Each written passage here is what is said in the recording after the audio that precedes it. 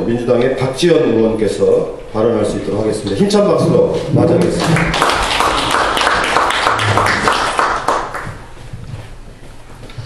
네, 감사합니다.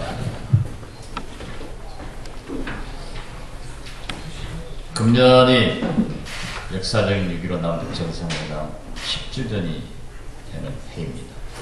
그리고 저로서는 감회가 깊습니다. 엊그제 2월 초 저는 국회 본회의에서 대정부 질문을 통해서 정운찬 총리에게 물었습니다. 14선언에 명시된 6.15 공동선언 10주년이 되는 이때 국가로서 어떠한 행사를 준비하고 있는가? 그랬더니 정 총리는 아무런 것도 준비를 하지 않고 있다라고 했습니다. 저는 또 물었습니다.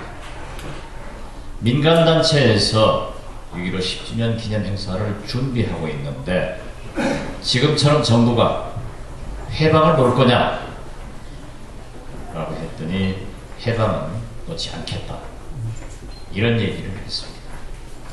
이것은 곧 이명박 정부가 6.15 공동선언과 14선언을 준수, 이행하지 않겠다는 하나의 증거입니다.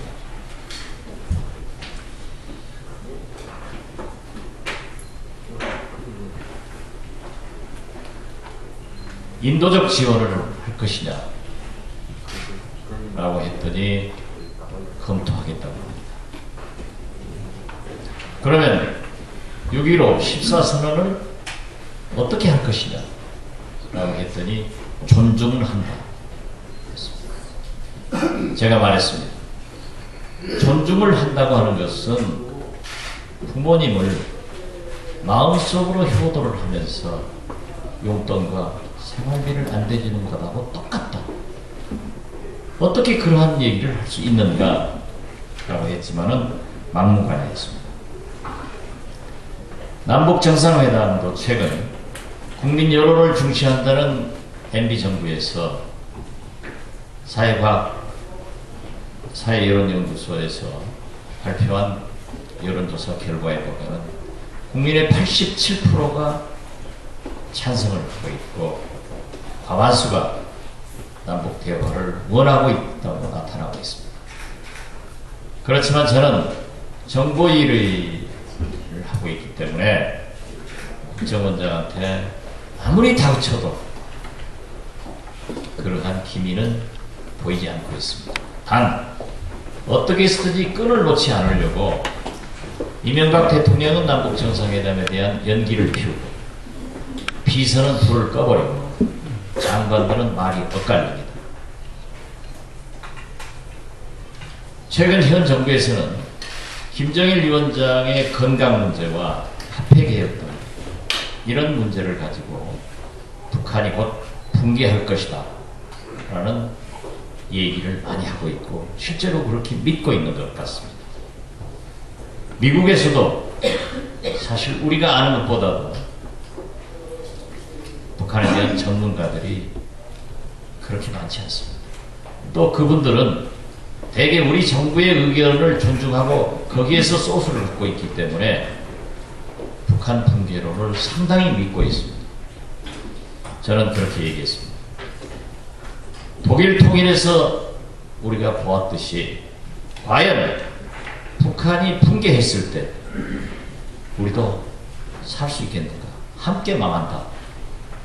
그래서 교류협력을 통해서 북한을 어느 수준에 올려놓는 것이 필요하다라고 했지만 아직도 이 정부는 북한의 붕괴론을 강하게 믿고 미국도 그렇게 설득하고 있다는 것을 저는 이 자리에서 확실하게 밝혀드립니다.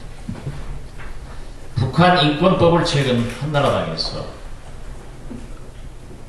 날치기 처리해가지고 법사위로 넘어갔습니다. 오늘 지금 오후에 법사위에서 논의를 하겠습니다만은 저는 법사위원으로서 수차례 강조를 했습니다. 어떤 경우에도 법사위에서 우리가 막도록 노력하겠습니다. 북한의 인권법, 법제처장도 그렇게 얘기했습니다. 북한에서 남한에 대한 법을 제정해가지고 남한에게 지켜라 하면 지키겠느냐? 어불성설이라는 겁니다. 그런데 우리 남한에서 북한 인권법을 만들어가지고 북한보다 뭘 하자는 거예요. 그러면서 저는 두 가지를 강조했습니다. 인권은 기본적인 인권과 정치 사회적 인권입니다. 기본적인 인권은 하나님이 생명을 주시면 태어나서 우선 먹고 병나면 고치고 입고 살아야 되는 인권입니다. 그런데 북한은 지금 현재 경제적 이유로 이런 기본적 인권이 굉장히 취약한 상태예요. 그렇기 때문에 과거 민주정부 10년에 서면서 식량과 비료, 의약품을 지원하고 또 세계 각국에서도 심지어 그렇게 강경한 부시 대통령 미국 정부에서도 식량 지원을 해왔다. 그리고 더 중요한 것은 내일 이상 가족은 자꾸 하고 계십니다. 우리 민주정부 10년에서 이산가족 상봉을 어떻게 했는가. 그렇기 때문에 이명박 대통령과 한나라당 정부에서 주장하는 북한의 인권 기여를 한 것은 사실상 김대중 노무현 정부 민주정부 10년 때 가장 인권에 기여를 많이 했다고 주장을 했습니다. 이러한 기본적 인권이 개선될 때 정치적 사회적 인권이 비로소 요구되는 거다. 그렇기 때문에 점진적 인권 개선을 위해서 노력해야지 북한 인권법을 제정해서 불필요하게 북한을 자극할 필요가 없다. 저는 이렇게 얘기를 했습니다.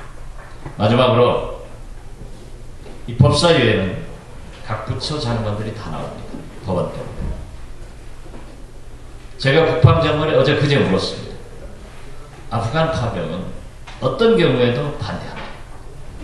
지금 미국도 내년부터 철군 계획을 가지고 있고 영국 등 모든 나라들도 추구 전략을 세우고 있는 이때 과연 우리 젊은 생명을 왜 아프간에 그것도 2년 6개월씩 파병을 해야 되느냐. 그래서 우리 민주당은 PKO yes, 전투병 파병 no, 분명한 입장을 가지고 있다. 그리고 만약 장관이 그 사지에 넣어서 많은 사상자를 낼 때 국민 앞에 어떤 책임을 질 것인가. 사상자가 나지 않을 것이다. 그러다가 최소한으로 줄이도록 노력하겠다. 이런 애매모호한 태도를 취했습니다. 우리 국민이 상업 목적이나 관광 목적으로 세계 여행을 하고 있는데 과거 샘물교회에서 사건처럼 이러한 사건이 났을 때, 테러 사건이 났을 때 정부가 어떻게 책임질 것입니까? 했더니 참 재밌는 답변을 했습니다. 아프간에 인도적 차원에서 그리고 우리가 6.25 때 세계의 도움을 받아서 우리나라를 지켰기 때문에 그런 의미에서도 파병을 해야 된다. 라고 해서 제가 물었습니다. 아프간의 인도적 지원은 중요하고 우리 북녘 동포 내 형제가 식량난에 허덕이는 인도적 지원은 생각해보지 않았느냐. 이렇게 했더니 그 인도적 문제도 생각을 하겠다라고 했습니다. 어떻게 됐든 MB정부 2년은 민주주의 서민경제 남북 문제에 대해서 총체적으로 역주행한 2년입니다. 저는 1년 6개월간 국회의원 하면서 약 250여 회에 걸쳐서 방송 인터뷰를 통해서 남북 문제에 대한 생각을 밝혔습니다. 최근에 와서는